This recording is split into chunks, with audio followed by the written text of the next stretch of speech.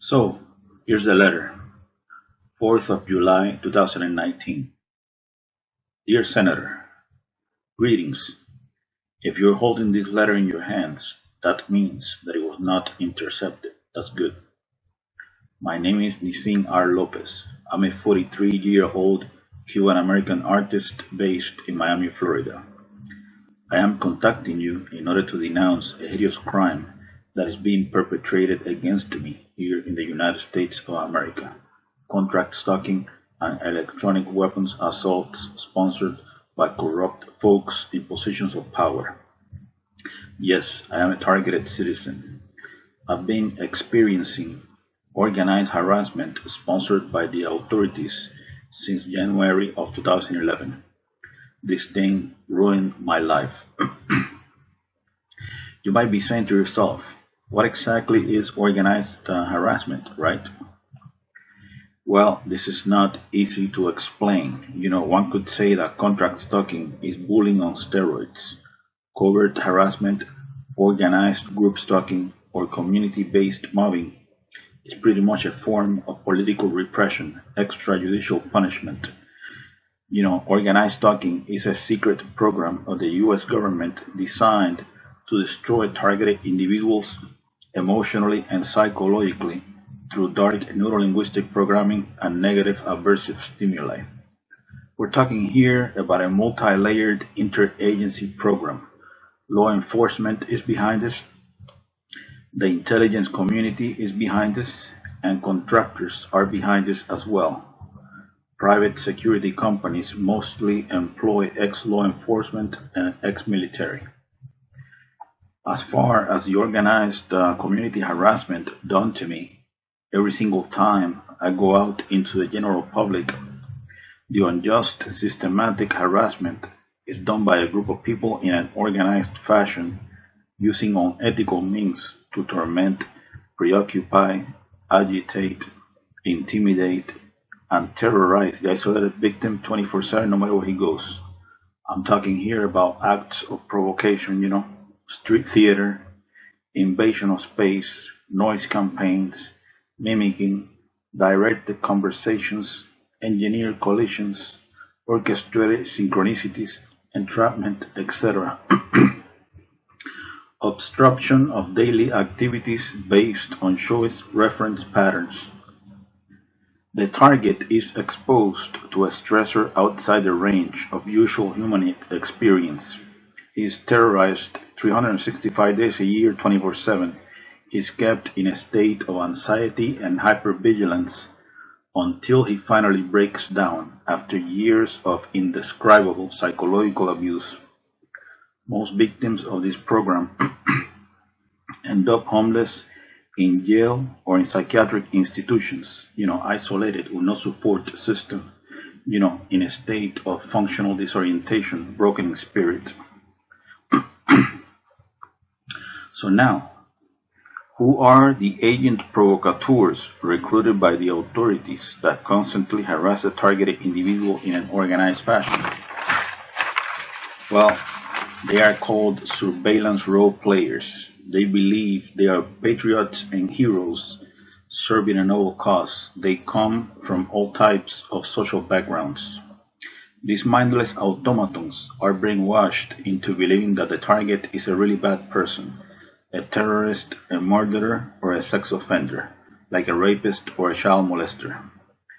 These perpetrators, they are enlisted through community programs such as InfraGard, Citizen Corps, and Neighborhood Watch. We're talking here about a professional character assassination campaign, a clandestine civil-military operation. The command station for organized stalking is the fusion centers. Yes, the fusion centers. The primary fusion center in Florida is the Florida Fusion Center, Florida Department of Law Enforcement, which is located in Tallahassee.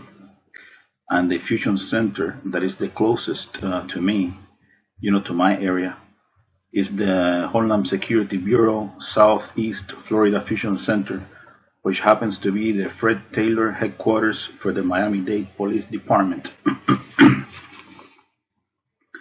Overall, contract stalking is psychological warfare, a secret, illegal, long-term, unconstitutional surveillance program designed to neutralize outspoken, politically incorrect freethinkers that are designated as enemies of the state, even if they are just innocent, harmless, law-abiding citizens that pose no real threat to anyone. Keep in mind that the watch-listed individual is also subjected to directed energy weapons and other forms of prolonged psychological torture. I'm talking about mind control neural weapons, remote Neuro Monitoring. The human test subject is implanted with highly advanced nanotechnology that enables brain-to-computer interface integration completion. This secret technology of DARPA flavor enables the handlers to link the target's unique brain signature to their supercomputer.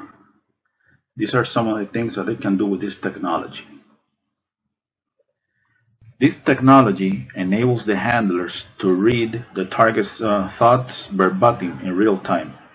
They can tap into the optical nerve and into the auditory system. They can see what you see, and they can hear what you hear. This technology allows the handlers to map out all the target's emotional states, especially negative emotions like sadness, anxiety, fear, anger, etc. They can beam these emotions back into the target anytime. They can even Google your memories. This technology can be used to implant words, phrases, images, and motion pictures into the target's psyche or natural stuff. The idea behind this is to make the target believe that those are his real thoughts when they are not, synthetic telepathy. This technology can be used to control dream cycles and sleep patterns. They can deprive the target of sleep. This technology can be used to control the muscle movement of the target, causing spasms. They can also inflict pain in any part of the body. This technology can be used to sexually manipulate the target. It can make the target feel sexual arousal, or it can sort of turn off the target's sexuality altogether. It can also be used to manipulate the hormones of the target, thus lowering and raising estrogen and testosterone levels in women and men respectively. This technology can also be used to eliminate the target with an artificial heart attack that generates no forensic evidence. Really amazing stuff, right?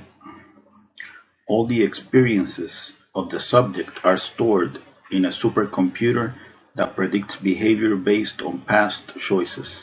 I think the ultimate end of this program is to create a digital clone of the target's brain. They basically got control over your thoughts, feelings, emotions, sensations, etc. Full spectrum dominance,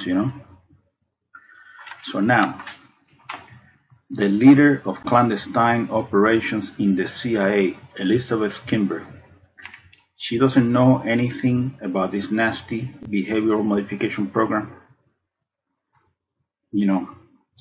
General John W. Raymond, commander of the Air Force Space Command, he doesn't know anything about satellite weaponry and microwave bullets. The director of the Defense Intelligence Agency, Robert P. Ashley, he doesn't know anything about neurosynaptic chips and trauma-based mind control. The Principal Deputy Director of National Intelligence, Susan M. Gordon, she doesn't know that targeted individuals are being forced to lash out. The Assistant Attorney General of the National Security Division, John Charles Demers, of the Department of Justice. He doesn't know about this legalized lawlessness. The director of the FBI's Terrorist Screening Center, Charles H. Cable. He doesn't know this horrendous surveillance abuse is taking place. The Undersecretary of Homeland Security for Intelligence and Analysis, David J. Blow. He doesn't know anything about this black ops. Of course they all know this is going on. You know, they got mainstream media on a leash so that they don't spill the beans, you know. The puppet masters behind these programs, behind this personality disintegration program, because that's what it is, you know, they will do anything, and I mean anything, in order to justify a multi-billion-dollar national security, counterterrorism, corporate military intelligence, police state complex, you know, multi-billion or multi-trillion, who knows, you know. Think, for example, about how much money has been invested in projects like the brain research through advancing innovative neurotechnologies. You know, this transhumanism agenda is big business, you know, that's for damn sure.